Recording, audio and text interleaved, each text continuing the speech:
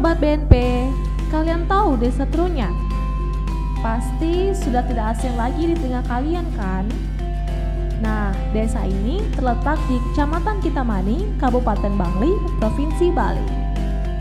Terkenal dengan tradisi pemakaman unik di kalangan wisatawan lokal dan pastinya mancanegara.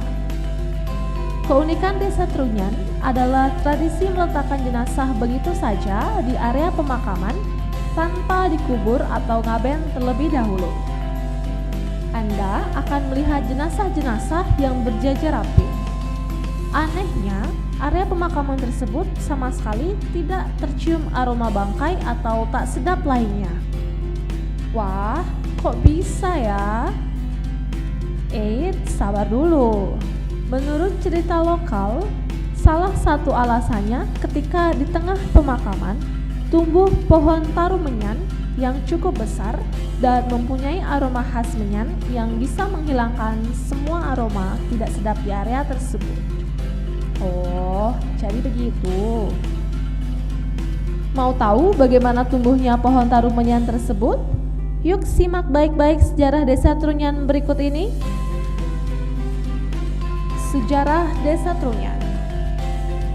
Diceritakan bahwa sejarah Desa Trunyan bermula saat ada Raja Solo yang bertahta di Keraton Surakarta dan memiliki 4 orang anak, terdiri dari 3 orang lelaki dan 1 orang perempuan. Suatu hari mereka mencium bau harum semerbak dan sangat menyengat. Si putri bungsu menambahkan bahwa bau tercium berasal dari timur. Lalu keempatnya seperti terhipnotis, sepakat untuk meminta izin kepada sang ayah untuk mencari asal muasal bau yang tercium hingga ke dalam istana. Semakin pergi ke arah timur, bau tersebut semakin menyengat hingga tiba di Pulau Bali, yaitu di Desa Ciluk, Karangasem, dan Tepi yang dekat Buleleng. Setibanya di lokasi kaki Gunung Batur sebelah selatan, si putri bungsu tiba-tiba berhenti karena tertarik dan ingin menetap. Lalu permintaan putri bungsu diiyakan ketiga orang kakaknya.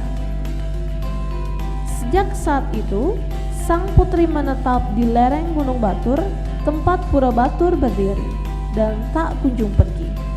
Maka dari itu, sang putri diberi gelar Ratu Ayu Mas Maketeng oleh warga desa di sana. Ketiga orang pangeran melanjutkan perjalanan kembali hingga mereka mendengar suara burung yang begitu merdu. Saking senangnya pangeran ketiga, berteriak kegirangan hingga membuat kakak sulungnya terganggu dan marah dan menyuruh adiknya menetap di sana. Tapi tawaran sang kakak sulung ditolak oleh pangeran ketiga. Terjadilah perkelahian antara pangeran sulung dan pangeran ketiga hingga membuat sang kakak sulung menendang adik ketiganya. Pangeran ketiga jatuh dalam posisi duduk bersila hingga menjadi patung. Sampai saat ini, patung Batu Batara atau dewa itu masih bisa ditemukan di Kedesan dengan posisi duduk bersila. Patung Batara adalah penjelmaan pangeran ketiga dan diberi gelar Ratu Sakti Sang Hyang Jero dan sekarang sedang bersemayam atau melinggih di Meru Tumpang Pitu atau bangunan suci dalam pura yang beratap 7 tingkat di Pura Dalam Pingit, Desa Kedesan. Tinggal Pangeran Sulung dan Pangeran kedua melanjutkan perjalanan menyusuri tepi Danau Batur sebelah timur. Sampailah mereka di dataran dan bertemu 2 gadis cantik. Pangeran kedua tertarik dan menyapa mereka. Tetapi Pangeran Sulung tidak menyukai tindakan adiknya itu dan terjadilah adu mulut hingga membuat si sulung emosi. Pangeran Sulung kembali menendang adiknya hingga tertelungkup. Nah, dari perbuatan Pangeran Sulung ini, nama desa tempat kejadian dinamakan Desa Abang Mendukung. Pangeran Sulung melanjutkan perjalanan seorang diri mencari sumber bau harum tersebut. Dia kembali menyusuri pinggir Danau Batur yang curam di sebelah timur hingga tiba di sebuah dataran yang tumbuh pohon tarumenyan. Pohon tersebut ternyata ditunggu oleh seorang dewi cantik jelita yang duduk sendirian. Pangeran Sulung pun terpesona dan ingin memperistri sang dewi. Lamaran tersebut diterima sang dewi dan bersedia menjadi syarat untuk menjadi pemimpin desa dan mendapatkan gelar Ratu Sakti Pancering Jagat. Sedangkan istrinya bergerak Ratu Ayu Pingit dalam dasar.